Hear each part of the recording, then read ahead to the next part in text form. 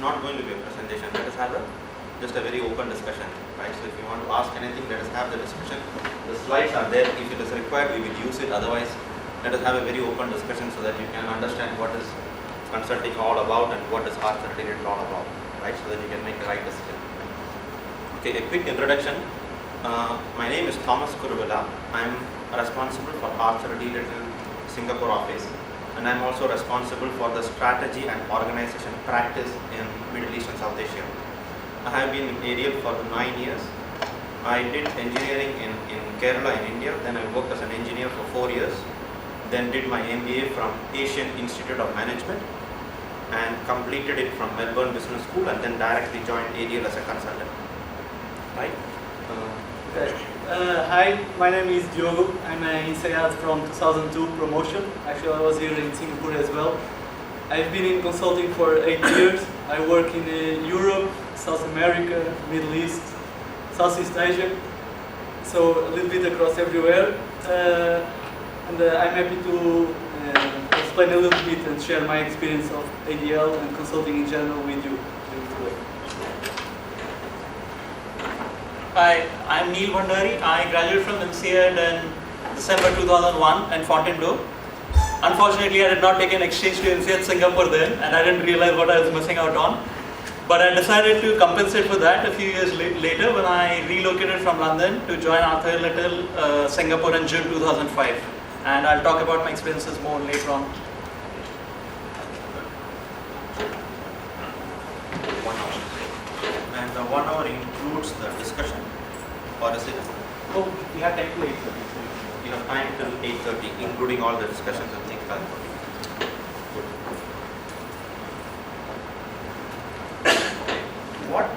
What I would like to cover today during the discussion are 3 topics. One is, I think you need to understand what is consulting all about, and I'm sure you would have participated in many presentations given by other consulting firms, and I'm sure they have given you some viewpoints about what is consulting all about. And if you want to understand a bit more, let us have a discussion, and you need to know exactly what is strategy or management consulting all about. Then after that, let us talk about R30 later. So let us understand what is ADL all about, what is good in ADL, what is not so good in ADL, and what is different about ADL compared to other strategy consulting firms. And then let us also start talking about what type of people are good or suitable for management consulting, strategy consulting, and then for R30 little, right? So these are the 3 areas I think we should try to cover today, so that you can try to make a right decision whether you should apply to ADL and whether ADL is the right place for you to work in case you are interested in management or strategy consulting. Is there anything else you would like to know other than these 3 areas in the discussion today? There are points for class participation. I'm going to give, he talked most and I'll give marks. Okay. ADL is the first consulting firm. It started in 1886. Like 2006 is actually the 120th anniversary of R30 Little, and this is the 120th year. And it started as a firm which is more into technology consulting. At that time, there was nothing called strategy consulting or management consulting. It was more into technology and innovation. That was the fundamental background about ADL. I myself, when I joined ADL, I was quite shocked to realize what all ADL has done over the 120 years. I will not go through the list, but you can start realizing that ADL, right in the beginning, it was not about strategy consulting. It started by setting up R&D labs. The General Motors R&D lab was set up by ADL. The Black-Scholes model or options pricing theory model was developed within ADL. The Saudi Arabian telecommunication system was set up by ADL. You see, there's a lot of things which ADL has done which people don't even know, and it has been primarily, it is more into innovation, technology in the earlier part before going into strategy and management consulting towards the later years. That is the overall profile of ADL. I'm not going to go into details. All this information is available in more details in the ADL website. Okay. ADL in 2002 was taken over by a firm called Altran. Right? Altran is more into IT and technology consulting, which has around 13,000 IT technology consultants, and as a group, Arthur D. Little within Altran, we have around 15,000 consultants, but in ADL side it is 1,200, 1,300 consultants, and Altran is more about 13,000, 13,500 IT or technology consultants. But ADL even today exists as a separate independent strategy consulting firm. The original intention when it was taken over by Altran was to try to find out whether there are areas of synergies where we can work together, but it is not materializing, to put it very bluntly. We have not been able to still do consulting in which the Altran group takes a strategy consulting piece and a technology consulting piece and implementation of technology and things like that. That, in my view, it's not reached that stage, and I don't think it will even go there. So ADL as of today still remains as a pure strategy consulting firm, right? But within the Altran group. Okay. Anything specific you want to know about this? Go ahead. Is ADL still working already in the US also? Yes, that's right. But a much smaller operations. Much smaller operations. We do have operations in around 30 countries, including the US. In US we have 2 offices. But majority of the operations are more in Europe than in US from 2002. Before that the US operations was much bigger. But after the takeover and some changes happened in ADL, the European operations are much bigger than the US operations. Since you have belong to the Ultra Group, have you moved from the traditional partnership scheme? Usually it works in management consulting firms. So you have a partnership in the corporation? No, within Arthur D. Little, it is still a partnership, right? The partners still participate in getting a share of the profit they make, and at the same time getting penalized for the loss the firm incurs, right? So the partnership arrangement still continues, but the shape and form of the partnership arrangement has changed when Altran took over the company. But the fundamental partnership idea still exists within ADL, and that is how the partners are running the firm.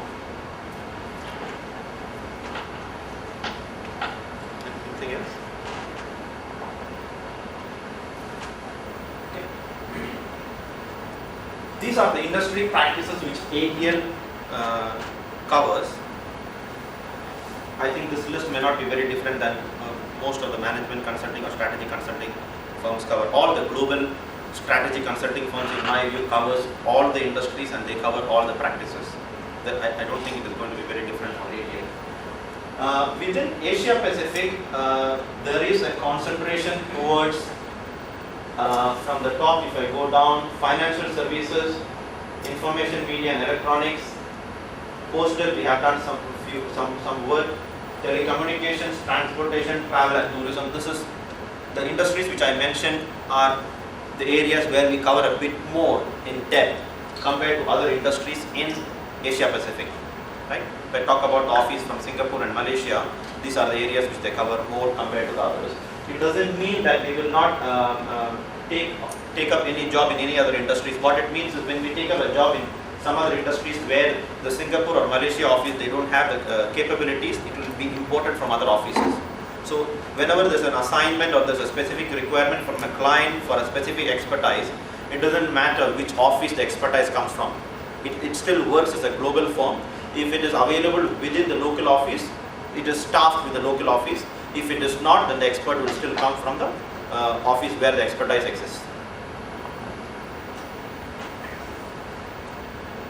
Functional practices, again I think this is the full list which most of the strategy consulting firms cover. So in summary, all the industry practices and all the functional practices are covered by ADL.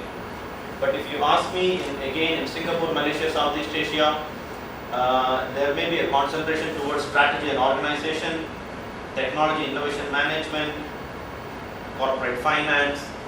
These are the areas where we concentrate a lot. We do a lot of work on strategy and organization. In my view, around 60 to 70% of the work which we do within Asia Pacific is more towards strategy and organization.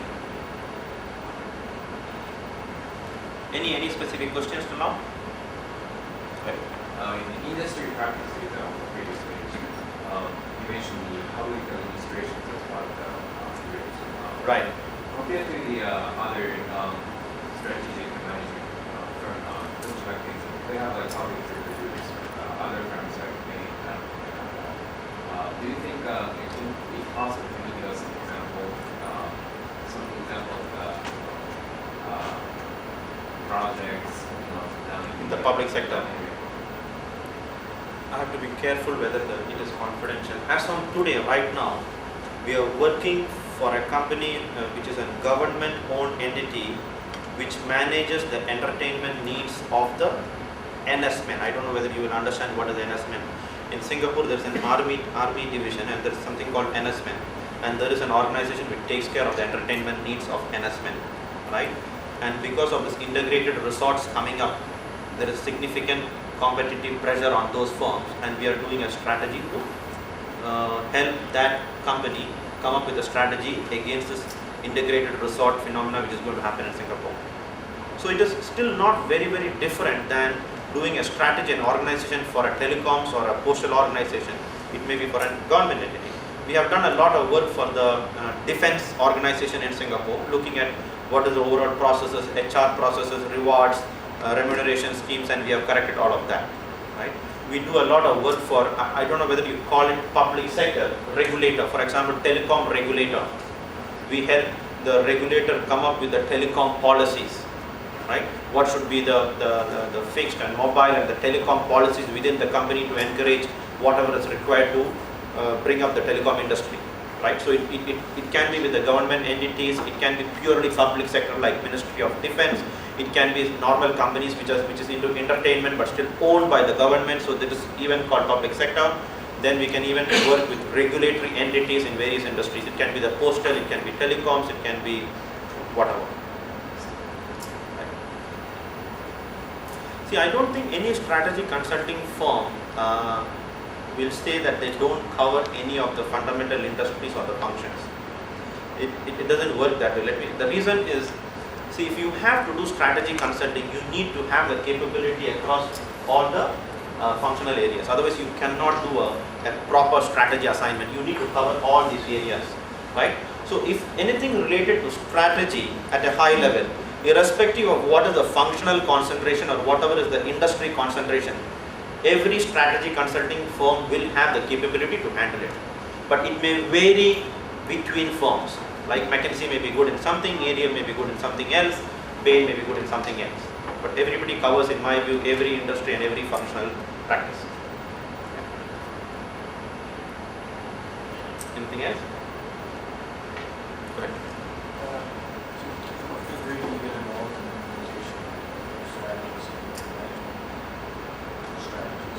Okay. Okay.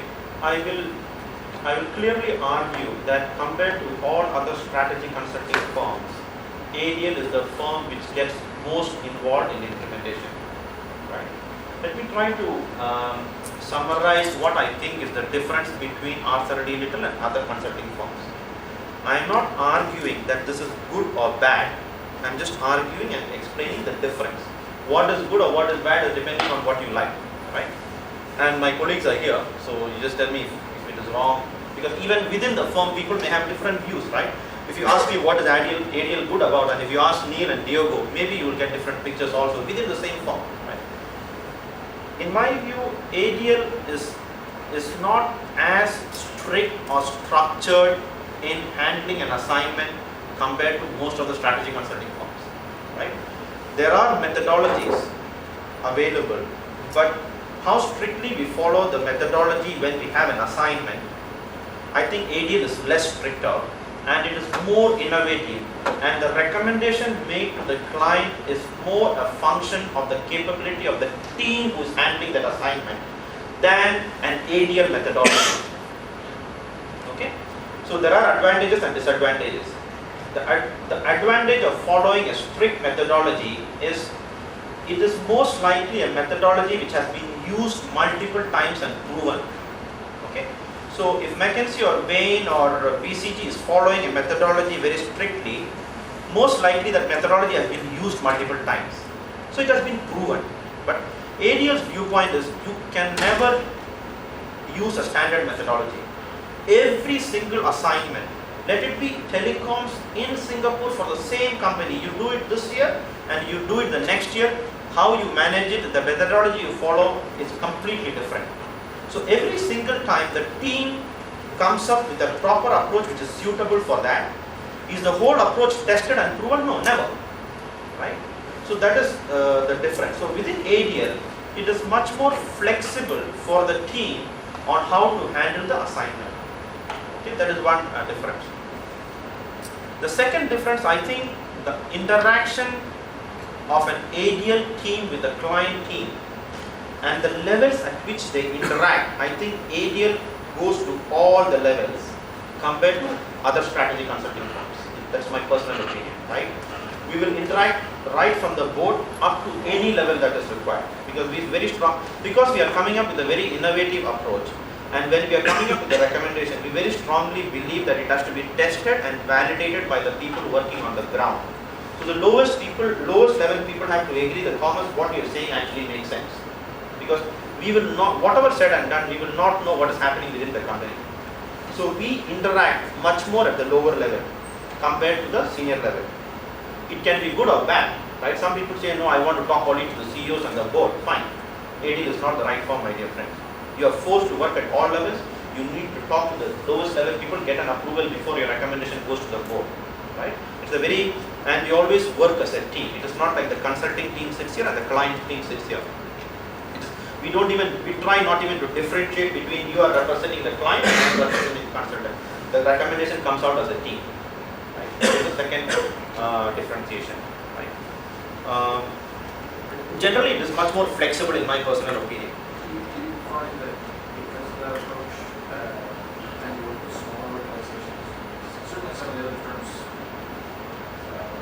only claim to go 1 or 2 or 3 levels down. I think the impression is because they're working in very big organizations, working in very mandates with very, very large scope. Do you find you tend to work on slightly smaller? No, this has nothing to do with the size. No, if your thinking is if we have to interact with the working level within an organization and it is not practically possible to do that if the organization is big, that is not correct. Because let us say the lowest level they have 1,000 people or you have 10 people. Doesn't mean in one company we interact with 10 people and the other company we interact with 1,000 people. No, that's not what I meant. Sorry, I think I made a mistake. We will select a sample from that level. Right? So we will interact with 3 or 4 of people at that level, which is representative of that function of the company. So even if the company has 1,000 people at that level or 10 people at that level, the amount of effort required to interact is still the same. Right? We will still interact with 4 or 5 people who are representing that 1,000 or representing the 10. Right? So that has not, you cannot conclude that somebody following one approach will work with bigger companies or smaller companies. No. The function of working with smaller or bigger companies, it's a completely different logic. See, you need to appreciate that strategy consulting is never a success-based fee. It is not. It is more investment banking, right? It is more calculated based on time and effort, but the fees are still charged for a deliverable, right? We come up with a strategy and it is going to cost you 1 million US.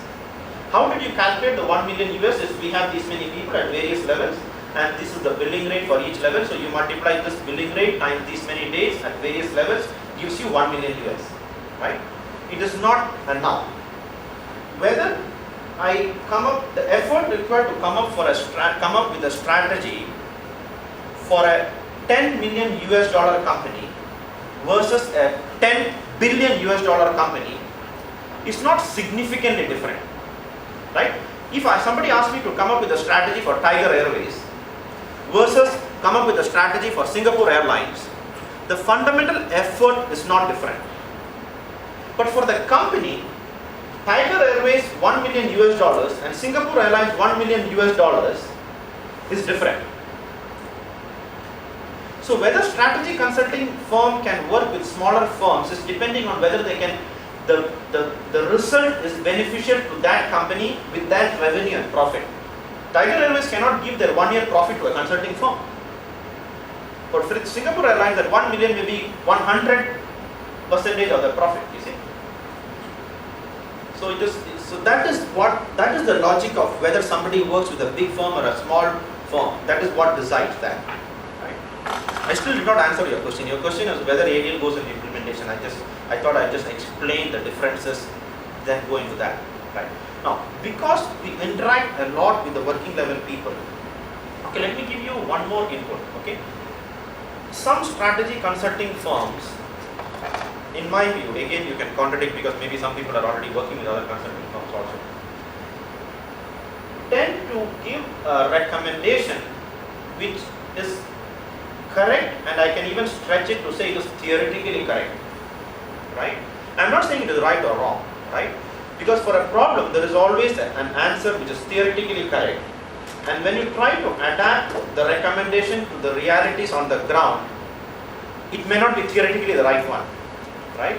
And in my personal opinion, ADL is a firm which will adapt the recommendations and even make a recommendation which is not the best, which is a compromised one, which is most probably going to get implemented. Right? So if you look at an ADL recommendation, you can find the theoretical mistakes in it. Because if I say what is the organization structure recommended for Singapore Telecom, if you don't understand the whole context, you may realize that this is not the right structure for Singapore Telecom. But what ADL has done is, we will come up with the right structure, then we will talk to the CEO. Because we said, okay, we need to have a head for mobile business unit. Then the CEO will say, Thomas, we don't have a head. And we have the profile for that particular job. And then the CEO will say, no, we don't have the right person fitting that profile, but I cannot fire this person because he is very good. So we will adapt the structure to fit that person. You see? So I am not saying it is right or wrong. I am just giving you a flavor of the different way we handle assignments. And ADL is on the side where the adaptation happens much more, and it may not be theoretically perfect, but it's adapted so that it gets implemented. And for the same reason, the chances of clients coming to ADL for an implementation support is higher. Yeah. Because we have already taken care that it is implementable, it is adapted, and it is not trying to keep it theoretically the right one. Okay. Anything else? We can skip all the remaining slides, it doesn't matter. Yeah.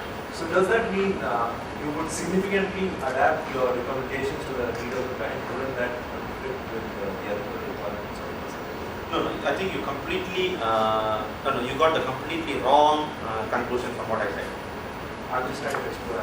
No, it's good. No, let us have the discussion. This is a very, one of the most important, it is the most important aspect of a consulting assignment, what you asked, right?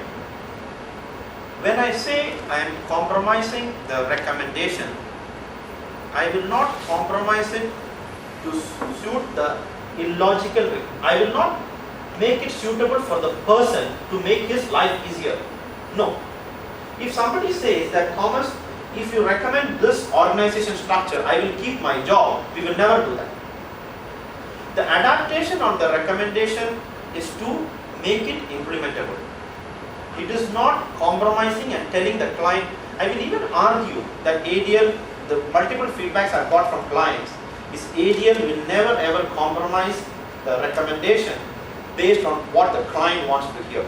And there are assignments which myself and Neil has worked personally, and this input has come from the client. Right? These people are just, they're not going to compromise on the recommendation based on what they want. Right? So, and that is a very, very important aspect in consulting, and that is one of the toughest issues to handle in a consulting assignment, because your client is not Singapore Airlines. You are going to talk to Neil, who is the head of business development, and he is the person who is going to approve, let us say, your payment. And he may say, if you don't put this recommendation by which he becomes the VP, he can do anything, but we cannot compromise. Okay. So there's a difference between adapting it to suit some specific personal needs or adapting it to suit something which the company as a whole can implement.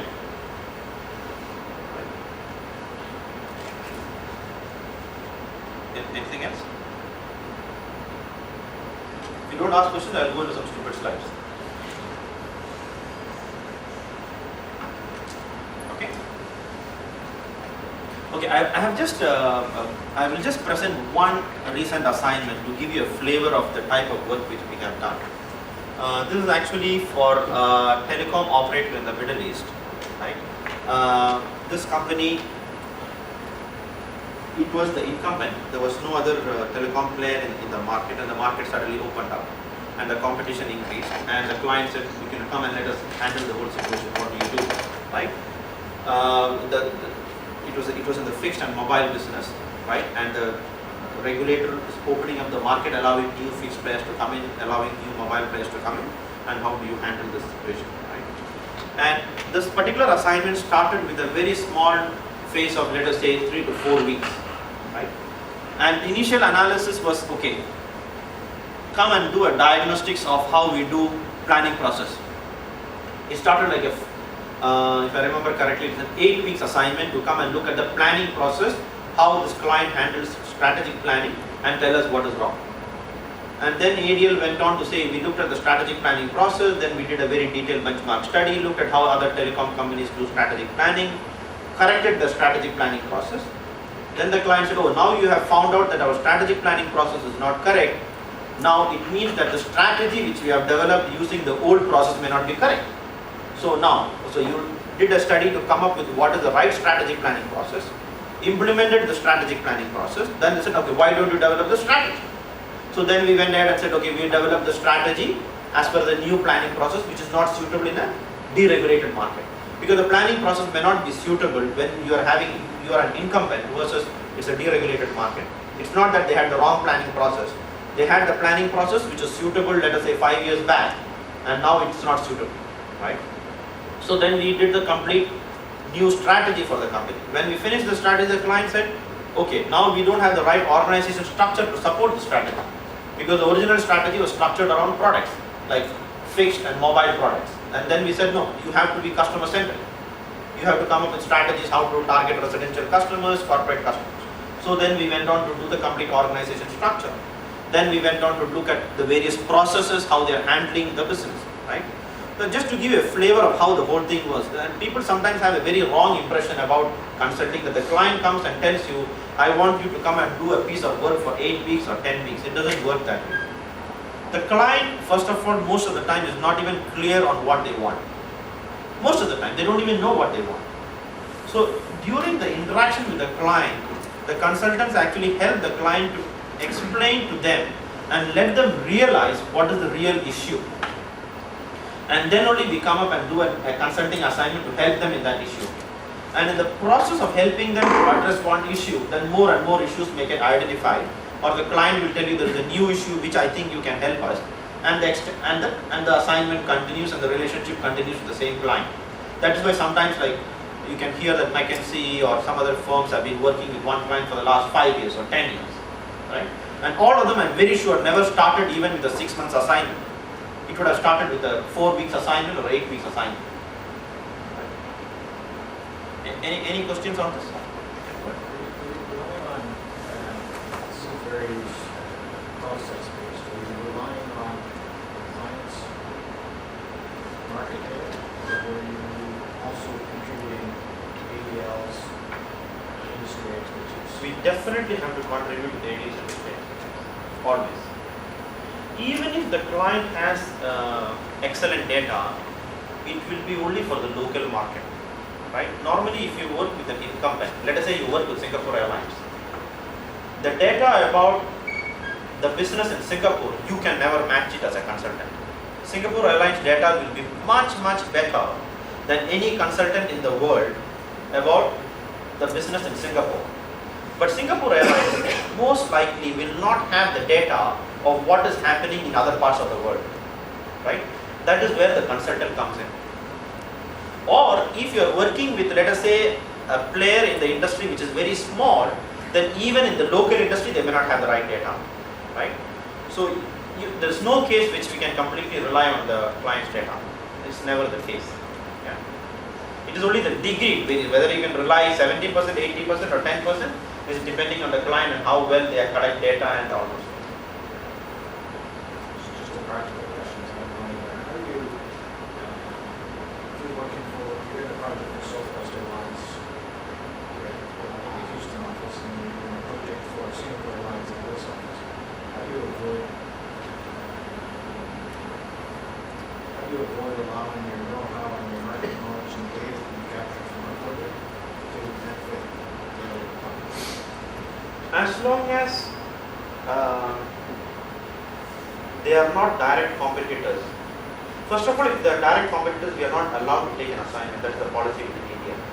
For a period of 18 months, we cannot work with a client which is competing with our original client. Right? If that is not the case, then the data is allowed to be used. Right? Okay. Whenever somebody is giving you an assignment, the most important thing they check with you is how many airlines you have worked with. So if you say that you have not worked with many airlines, you will not get the assignment. So it is not negative, it is very positive. Right? As long as like you don't work with Singapore Airlines and Tiger Airways at the same time, then it is good to do it that way, and the clients expect that to happen. Right? And every client has their own requirements saying that okay, you cannot, some clients say you cannot do this for 5 years, for example. Then the ADL will take a call saying, should I take this client or not? Because the client has set the condition that if you work with me for 5 years, you cannot work with the competitor. Sometimes we take it, sometimes we say no, we refuse. Refusing is more on the lower side. Sometimes we may work with a client and the client says, Tiger Airways comes to you and we say, can you work with us? Then we actually even ask the client to talk to each other. Like we just did a case in the Middle East in which we did a consulting assignment for the telecom operator and we did a consulting assignment for the regulator, which is completely in contradiction, right? Because the regulator is trying to bring competition for the incumbent.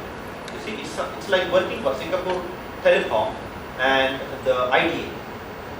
IDA is trying to make Singapore telecoms life miserable, right? Because they want more competition to come in. So we made the chairman of the regulatory body talk to the chairman of the telecoms company, and they talked to each other and they said, fine, you can use ADN as long as the team is not common, right? So it was handled on a case-to-case basis. But if they did not agree between them, we would not have taken up the second assignment. We are not allowed to. It's not correct. It's not fair. Sorry. Yeah. A lot of people seem to think that there's a trend in the consulting industry, and that we're moving from, we have this consultant who has an MBA from INSEAD, he's very bright, he can do wonderful things for your business, towards you go to a client, and the first thing they will ask you is how many times have you done this before? How many airlines have you worked for before?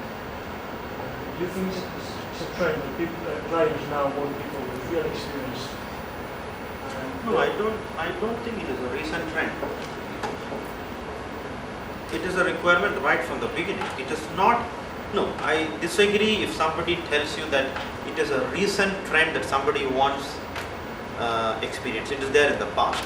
See, the positioning of a fresh industry, fresh graduate is very different. It is, no, you cannot go and, you cannot, first of all, you cannot lie to the client. It doesn't work. The client is also equally smart. He will throw you out of the room the second day if you lie to him. So the positioning is, see, if you have an industry expert, let me give you the exact dynamics how the whole thing works. An a person with airlines experience of 25 years, he will charge the client a daily rate of 5,000 to 6,000 US dollars every single day of his, right? A fresh MBA from INSEAD, we charge around 1,400 or 1,800 US dollars per day, right? So now the client can say that this $5,000 expensive person should do all the work and the assignment will cost 5 million US dollars. Instead of that, without compromising on the quality of the outcome, this expert can ask the junior person to do a lot of work and feed it to him to make the recommendation. And the client should agree to that, because I am helping the client to reduce the overall cost of the consulting assignment and at the same time not compromising on the quality. Now, could I have used somebody else other than the INSEAD fellow? No, because INSEAD, you need to be intelligent, smart fellow. I cannot use anybody who is just out in the street. He should have done an MBA. He should have the capacity to understand and do what the expert is telling him to do. So that is why we need a smart MBA, right? So the client says, do you have experience? I'll tell the client, don't kid yourself. If you want, I'll bring all of them. You have to pay me instead of 1 million, I charge you 3 million. You see?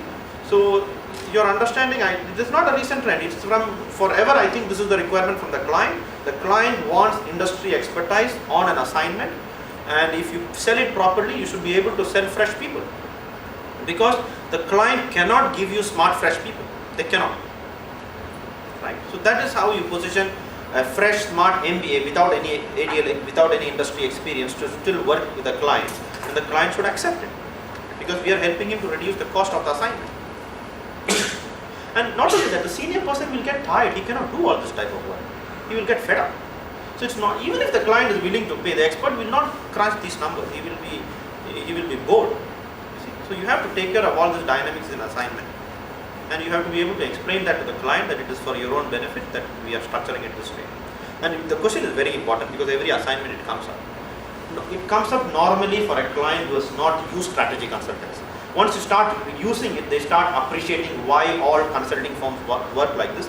If not, they start getting worried, because he will think, my salary is this small kid's 1 day salary, and they're so like pissed off.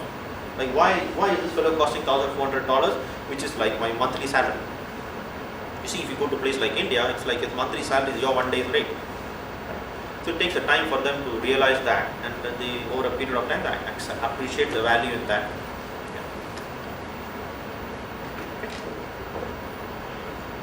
Go ahead. How much?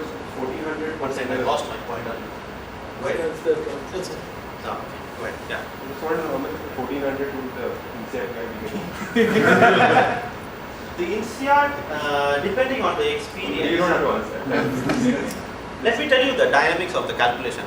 It's, I think I'm sharing a lot of inside information.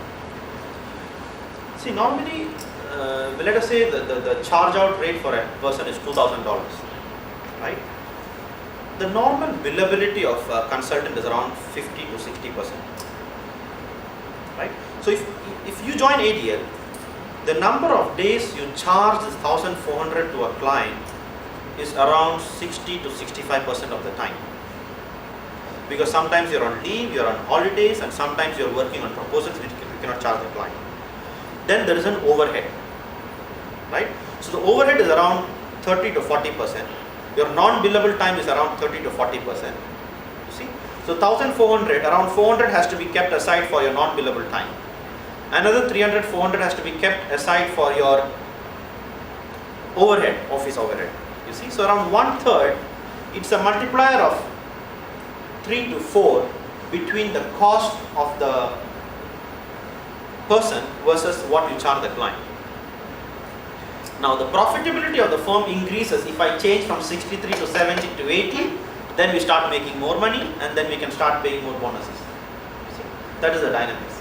So it is a 1:4 ratio.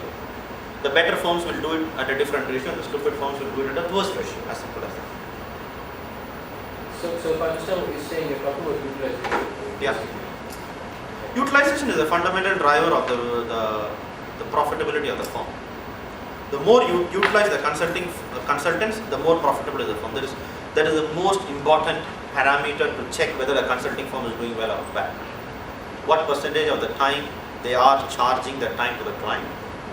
And sometimes people try to charge more days by giving a discount, but it's the same impact. So if you give 20% discount and be 100% billable, it's equivalent to 80% billable.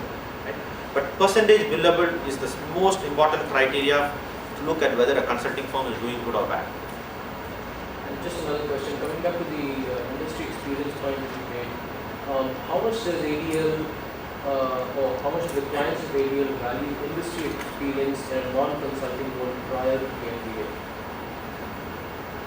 Let's take the example of anything, airlines, or we have a lot of people here who come from different industries, but in a non-managerial or semi-managerial, pseudo-managerial role. See, does that count at all, or are you fresh? Once I come out of INSEAD, am I basically fresh, zero experience? INSEAD may be slightly different because the experience in INSEAD tends to be higher. Okay, let me not talk about INSEAD. A 1-year MBA versus a 2-year MBA. The 1-year MBA tends to have a higher experience, right? But generally, the experience pre-MBA is not, the value doesn't come from which industry they worked in. The value just comes in because they have the experience working in an organization. Because most of the time, like I worked as an engineer for 4 years, right? I was writing software, right? So the experience of writing software is not what I'm bringing to a consulting assignment, because that is not useful anymore. Because you tend to do it at a working level, you're not looking at a CEO level. And the strategy is always discussed at a CEO level. But the advantage with an experienced person brings in, he knows more about how an organization works, the HR issues, and what are the dynamics within the company and the politics within the company, right? So in my personal opinion, the experience prior to the MBA, it is more important just because you have the industry experience to understand the dynamics within a company when you try to change something, more than the industry, the specific expertise in the industry, because the 3 to 4 years is not great. You need to have really 10 to 12 years of experience to really be authoritative about an industry, which the firm will already have. We are not expecting that to come from the MBAs which we hire. The firm has that. And you will develop that over a period of time. So you will come to that stage at some point in your life.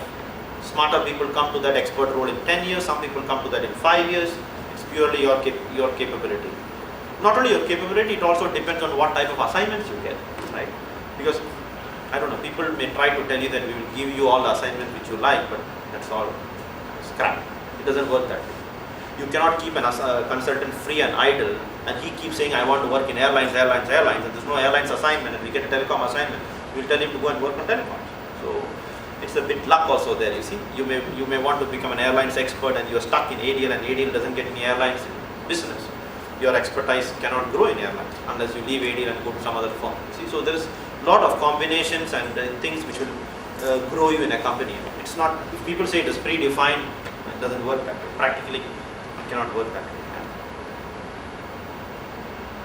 But once you gain experience in an industry within the company start realizing that this fellow is good in airlines, and he gets called for such assignments, you see. So in my experience, the expert you become in a company is not predefined. It happens over a period of time. And once people know, Thomas used to work in a lot of telecom, then he starts getting called for a telecom assignment, and then he starts getting called as an expert in the telecom. But did I join ADL to become a telecom expert? No, never. Very rare. Yeah. So if you have such thoughts, to be very frank, that is not the way consulting firms work. On that point, what is ADL's official feeling about how quickly that expertise should develop? How quickly does a consultant start moving from the position of being staffed on a variety of different projects across industries into sort of being more of an expert role? Is that sort of defined within the organization? Is that already dependent on luck and been on the consultant's desires? Yeah. It is purely dependent on the consultant desires. It is purely dependent on what is available in the office you have joined, and even your own capability. Right? You can become an expert if you're extremely smart by working with one client, and somebody can become an expert after working with 10 clients. Right? So there is I cannot give you a time frame. I personally don't think any firm can even do that. I don't personally think so. Some try to put practices. Some try to do that. Yeah. Okay, maybe I'm wrong. Okay. Because if you have, like let us say McKinsey as a firm may have a telecom practice which is 50 people, and ADL's telecom practice is only 10 people. And if you join the 10 people telecom practice versus the 50 people telecom practice, the chances for you to continue on the telecom practice is more in McKinsey. You see, because it's a bigger pool. You see, so that may be because even within ADL, some of the practices are bigger. So if you force yourself into a practice which is big, the chances for you to remain in that practice is higher. But if you join a practice which is lesser people, see, you cannot guarantee regular business in industry, right? So if you have 4 people, suddenly you need 8 people, and tomorrow you need 2 people, you see? So your expertise, but trust me, my personal view is, strategy consulting, trying to concentrate on one industry, personally I don't think it is great, right? Should you try to gain expertise around 10 industries also, I don't think it is great. It is good to have expertise across 2 to 3 industries. Because when you do a case for, let us say, a telecoms, there is a lot of learnings which you can bring from an airlines industry or a shipping line industry, right? Which the client will never ever have, right? And there are a lot of things you can see. The airlines may face a problem which the shipping line faced 20 years back. And I'm telling you from my experience, because I work with shipping, logistics, I have worked with telecoms, I have worked with financial practice. And I can see that how I benefit across various industries.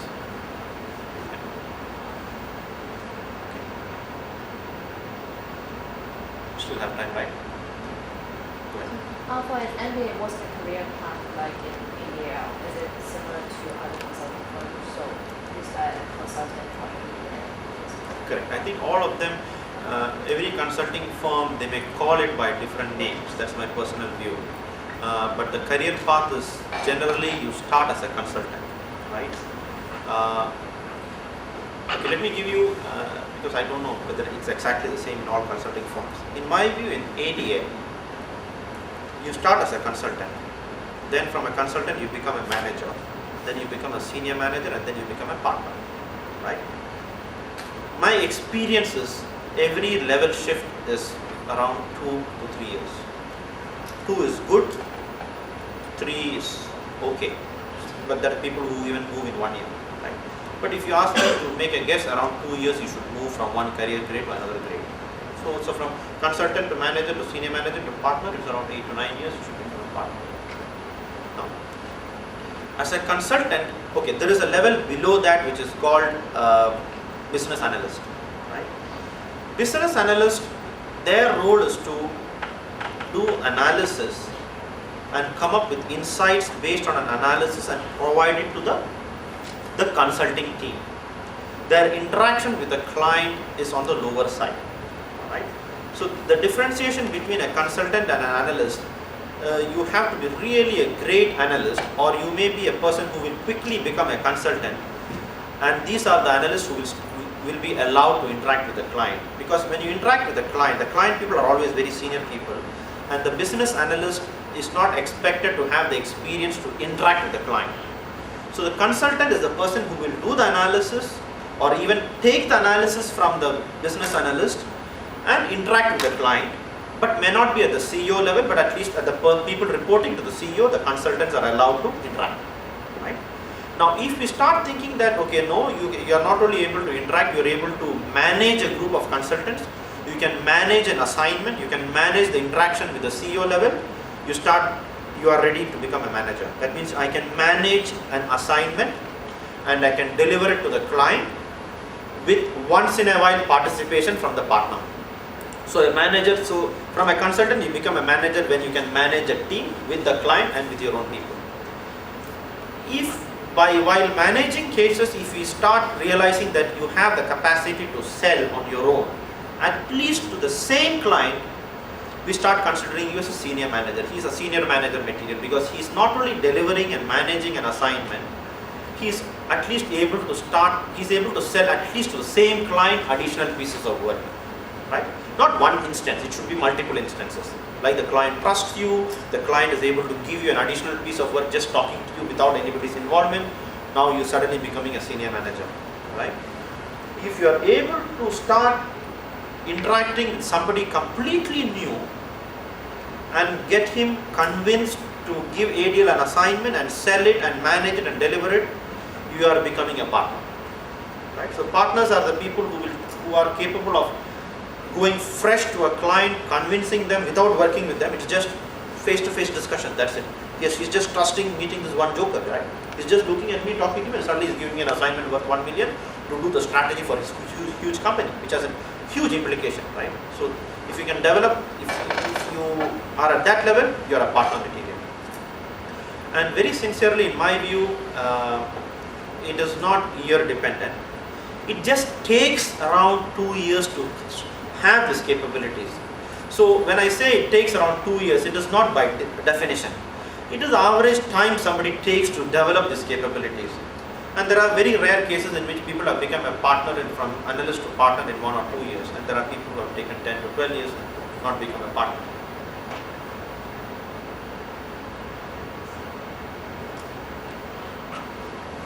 Okay. Anything else? We are done, we are finished. Okay.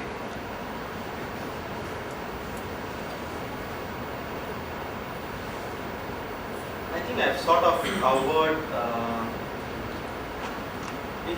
I think I will allow them to talk a bit later. I think in the differentiation in ADL versus other consulting firms, I think the time the senior level people interact with the junior level people and the training on the job which is provided and the flexibility given to the junior staff to come up and control the assignment is much more on the ADL side. I'm not saying it is good, I'm just telling you it is different. It has its own advantages and disadvantages, right? Similarly, I think the differentiation between ADL and other consulting firms, I think we interact much more with the client team members. It's definitely a sort of a team, and the training which is handed over to the client is at a different level compared to, in my view, other strategy consulting firms.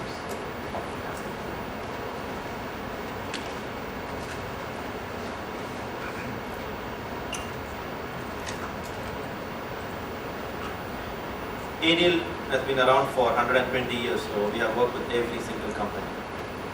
Okay. Are they all our current clients? If that was the case, then no other consulting firm would have existed, right? So some of them are, so yeah, in summary, we have worked with every single client because ADL has been in strategy consulting business for a very long time. So almost every single very big company has worked with Arthur Dillard at some point.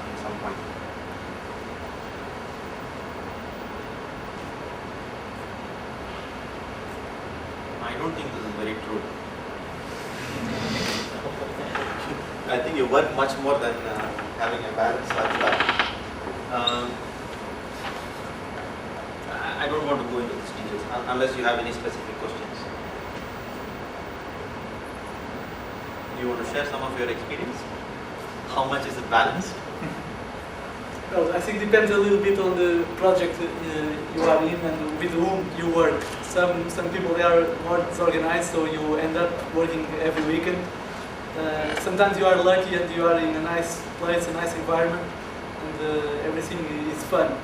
So in ADL, I think, especially in Singapore office, you will have a big chance to go to nice places like Bali and Jakarta, which I was, which is very pleasant. And you also have the chance to go to some places like Middle East, where the night scene is not exactly the Minister of Sound. So it depends, but overall you work a lot, so it's not a normal corporate job, as you know, from 9 to 5, that's for sure.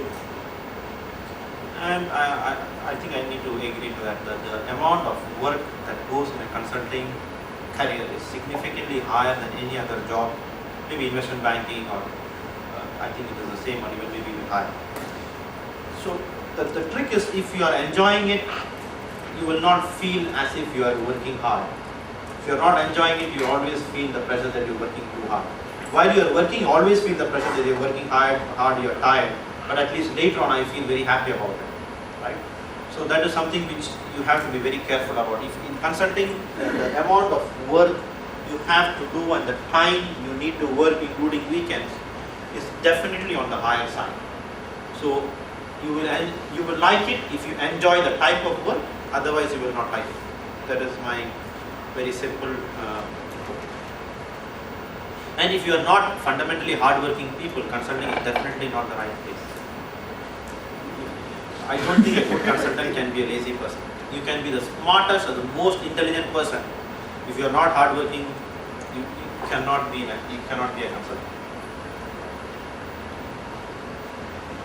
Anything else?